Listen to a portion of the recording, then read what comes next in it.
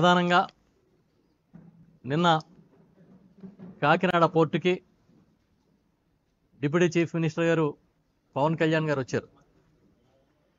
పవన్ కళ్యాణ్ వచ్చి అక్కడ బియ్యం ఎగుమతులకు సంబంధించి అక్కడ ఏమేమి చేశారో, ఏ విధంగా అక్కడ అధికారులతో మాట్లాడడం కానీ, ప్రెస్ మీట్లో ఆయన అభిప్రాయాలు చెప్పడం కానీ చూసాం. అంతా చూసిన తర్వాత పవన్ కళ్యాణ్ గారి ఆవేదన, ఆయన మాటల్లో ఆవేదన కూడా గమనించడం జరిగింది. ఎందుకంటే ఈ ప్రభుత్వం వచ్చి సుమారు 6 నెలలు అవుతుంది.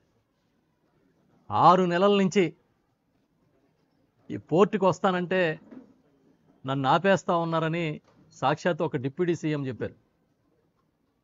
కాకినాడ పోర్టుకి వస్తానంటే 6 నెలల నుంచి ఆపేస్తున్నారని చెప్పి ఆయన చెప్పడం విన్నాం.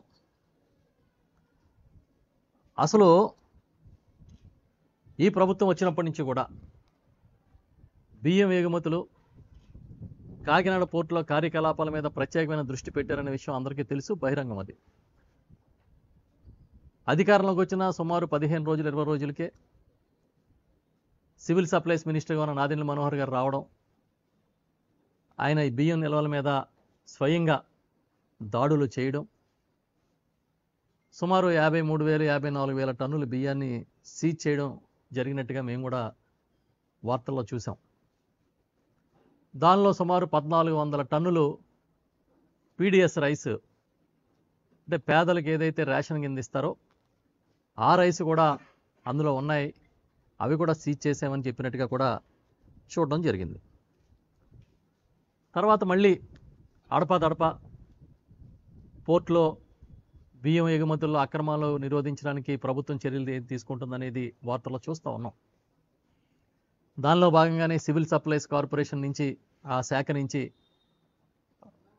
చెక్ పోస్టులు పెట్టారని, సీజ్ చేసిన బియ్యాన్ని కూడా సివిల్ సప్లైస్ ఆధ్వర్యంలోనే అక్కడ నిల్వ చేశారని ఇవన్నీ కూడా మేము చూస్తున్నాం మీడియాలో. సడన్గా మళ్ళీ నిన్న ఒక 5-6 రోజుల నుంచి అనుకుంటా మళ్ళీ ఈ వార్తలన్నీ కూడా వస్తూ ఉన్నాయి. అందులో సివిల్ సప్లైస్ కార్పొరేషన్ చైర్మన్గా ఉన్న తోట సుధీర్ గారు కొన్ని లారీలు బియ్యం, అక్రమ బియ్యాన్ని, పీడిఎస్ బియ్యాన్ని పట్టుకున్నారని ఒక వార్తలు వచ్చినాయి. అవి కూడా తెలంగాణ నుంచి వస్తున్నాయని చెప్పినట్టుగా చూశాను. ఆ తర్వాత 4 రోజుల క్రితం అనుకుంటా, 5 రోజుల క్రితం జిల్లా కలెక్టర్ గారు షణ్మోహన్ గారు కూడా వెళ్ళి స్వయంగా ఆ షిప్, లోడ్ చేస్తున్న షిప్ని కూడా పరిశీలించి ఆయనే అక్కడ ఆ బియ్యాన్ని 640 టన్నులు రేషన్ బియ్యం ఉన్నట్టుగా సేకరించినట్టు కూడా చూశాను. చాలా ఆశ్చర్యం ఏంటంటే ఈ 640 టన్నుల బియ్యం civil supplies department already Nadendla Manohar గారి ఆధ్వర్యంలో, మంత్రి గారి ఆధ్వర్యంలో సీజ్ చేసిన బియ్యమే అని చెప్పారు. అది ఆశ్చర్యం. అంటే ఏంటి అర్థం? సివిల్ సప్లైస్ కార్పొరేషన్ అంటే ఈ రాష్ట్ర ప్రభుత్వం స్వాధీనం చేసుకున్న బియ్యాన్ని మళ్ళీ విడుదల చేస్తే, మళ్ళీ అదే బియ్యాన్ని విదేశాలకి ఎగుమతి చేసే అవకాశాన్ని కూడా ప్రభుత్వం కల్పించేందుకు మార్గాలను ఇచ్చింది అని కదా అర్థం. అంటే మెయిన్ ఇక్కడ మీరు అర్థం చేసుకోవాల్సింది ఏంటంటే, మనం అందరం కూడా సీజ్ చేసిన బియ్యాన్ని బ్యాంక్ గ్యారంటీ ఇచ్చి రిలీజ్ చేసుకున్నారు అంటున్నారు. అంటే అర్థం ఏంటి? బ్యాంక్ గ్యారంటీ ఇచ్చి రిలీజ్ చేయడం అంటే ఒక నేరస్తుడిగో, ఒక అభియోగం ఉన్న వ్యక్తికో బెయిల్ ఇవ్వడం లాంటిది. ఒక నేరస్తుడిని, లేదంటే ఒక నేరారోపణ ఉన్న వ్యక్తికి బెయిల్ ఇస్తే ఏం చెప్తారు? షరతులు ఇస్తారు బెయిల్లో.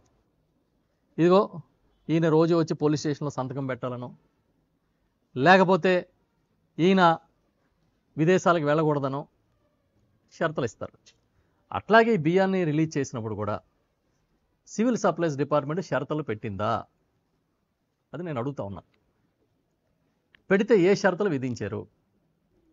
ఇది అక్రమ బియ్యం, పేదలకు చెందిన బియ్యాన్ని ఎగుమతి చేస్తున్నారన్నప్పుడు మీరు బ్యాంక్ గ్యారంటీ ద్వారా రిలీజ్ చేస్తే, ఆ రిలీజ్ చేసిన బియ్యాన్ని ఎక్కడికన్నా ఎక్స్పోర్ట్ చేయడానికి ఎలా అవకాశం ఉంటుంది?